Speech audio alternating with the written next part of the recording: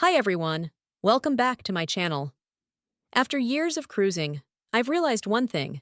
Cruise ships are masters at getting you to spend money.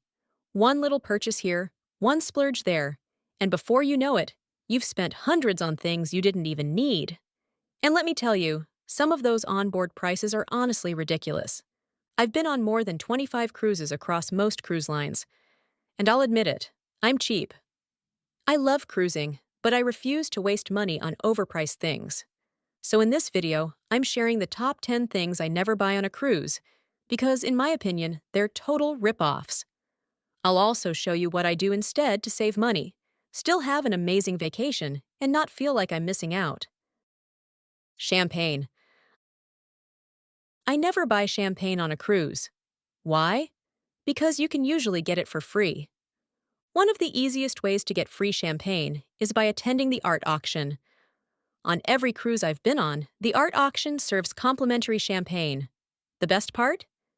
You don't have to buy anything. You can arrive, enjoy the atmosphere, sip your champagne, and even leave early if you want. There's no pressure to stay for the entire auction or make a purchase. It's a simple trick that has saved me a lot of money while still letting me enjoy a little bubbly on sea days.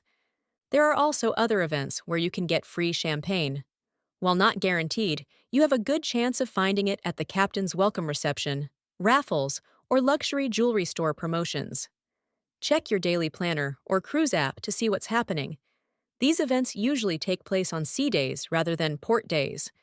And the best part is there's no obligation to buy anything. You can just show up, enjoy a glass, and leave whenever you like. If you're part of the cruise line's loyalty program, the loyalty receptions are another way to get free champagne and cocktails. So before you spend $15 at the bar, take a look at the events on board. More often than not, there's a free glass of champagne waiting for you somewhere on the ship. Cruise shore excursions. When I was new to cruising, I used to book all my shore excursions directly through the cruise line. I didn't even know there were alternatives. I thought the ship's excursions were my only option. Looking back, I realize how much money I was wasting. Booking shore excursions through the cruise line is almost always more expensive. Here's why. Cruise lines work with local tour operators and take a cut of the price. That means you're paying extra for the exact same experience. For example, a sightseeing tour booked through the ship might cost $120 per person, while the same tour booked directly with the local operator could be just $75 per person. Before your cruise, it's a good idea to do some research. Look up independent tour companies at each port and read reviews. Many of them cater specifically to cruise passengers and even guarantee that you'll be back to the ship on time. I've done this many times, and I've never missed the ship. Over the years, it has saved me thousands of dollars. Of course, there are times when I do choose to book through the cruise line, usually for peace of mind or safety reasons.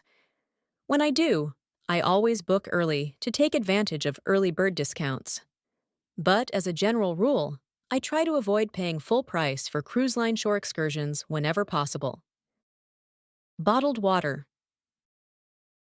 Bottled water is another thing I never buy on a cruise. It's easily one of the most overpriced items on board. A single bottle can cost around $5, and if you're drinking a few every day, that adds up fast. The good news is, you don't need to buy bottled water at all. The ship's tap water is perfectly safe to drink, although personally, I don't drink it. You can also get free filtered water at the buffet's beverage stations anytime. What I always do is bring a refillable water bottle from home. Every morning, I fill it up with ice and water from the buffet, and that's my go-to for the entire day. It's especially convenient for excursions or lounging by the pool. In the evenings, I usually ask my assistant waiter to refill my water bottle before leaving dinner so I have fresh water in my cabin at night. Trust me, it's a lifesaver, especially when you're cruising with kids or wake up thirsty in the middle of the night. Some cruise lines even let you bring a small case of bottled water on board on embarkation day, so check your cruise line's policy ahead of time. But if they don't allow it, just stick with your refillable bottle. Trust me, there are way better things to spend your money on than bottled water. Room service. I remember when room service on cruises used to be completely free. You could order breakfast in bed or a late night snack and not pay a cent extra. Unfortunately, that's changed. These days, many cruise lines charge a flat delivery fee or a per item fee. It might be $5 to $10 per order, which doesn't sound like much, but it adds up fast. However, here's what most people don't realize. The continental breakfast menu is usually still free. If you fill out the room service card and hang it on your door the night before, you can get coffee, pastries, juice, and fruit delivered in the morning at no extra charge. So, if you're like me and love having coffee on your balcony in the morning, stick to those complimentary items and skip the hot breakfast menu, which usually has a delivery fee. Corkage fees. Most cruise lines allow each adult to bring one bottle of wine or champagne on board on embarkation day, which is great. The catch comes when you try to enjoy that bottle in the main dining room. Depending on the cruise line, the fee can range anywhere from $15 to $45 just to open your own wine bottle.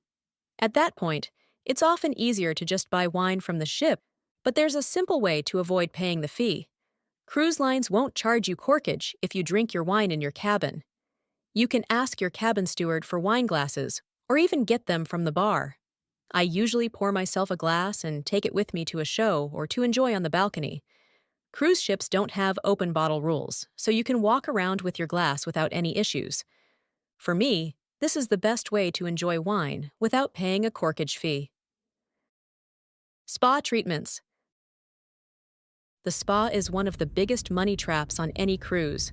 Cruise lines know you're on vacation, and they expect you'll want to treat yourself, and they charge accordingly. The prices can be outrageous. A simple manicure that might cost $20 at home can easily be $60 to $80 on the ship, and massages are often double what you'd pay on land. On top of that, the spa staff will try to sell expensive products and upgrades, and it can be hard to say no. My advice is simple. Get your nails done before your cruise. If it's a longer trip, bring along your own nail polish, file, and clippers so you can do touch-ups yourself. If you do want a massage or other spa treatment, wait until later in the cruise. The spa will often have discounted packages on port days when the spa is less busy, so you can treat yourself without paying full price. Cruise photos. Cruise photos are another classic cruise ripoff. Photographers are everywhere, and the pictures usually turn out amazing. But then you see the prices, and it's hard not to laugh. Most cruise lines charge between $25 and $35 for a single printed photo, and digital copies aren't much cheaper. Even with those high prices, it's tempting not to buy any cruise photos. The hardest part is walking past the photo gallery and seeing all the pictures displayed. It can make you feel guilty knowing they'll end up in the trash if you don't buy them. I've definitely caved a few times, especially when my kids are in the photos. If you love professional quality shots, the smart move is to buy a digital photo package before boarding. Many cruise lines offer early bird discounts, and it's usually much cheaper than buying individual photos once you're on the ship. Toiletry items. Why spend extra money on something I can easily bring from home? Things like sunblock, razors, deodorant, toothpaste, and even a simple comb are way overpriced in the cruise gift shop. I've seen small bottles of sunscreen go for $18 and travel-sized toothpaste for $5. Cruise lines know people forget these essentials, and that's exactly how they make money. So, to avoid overpaying, make sure to pack these items ahead of time. Create a little cruise packing checklist for yourself. And if you don't have one, I've got a free cruise packing list printable linked in the description below to help you out. Here's a small trick too. If you forget something basic, like a toothbrush or razor, ask your cabin steward before heading to the gift shop. Some cruise lines will provide small complimentary toiletry items if you ask. If they don't have them, they'll direct you to the overpriced gift shop, but it's always worth asking first.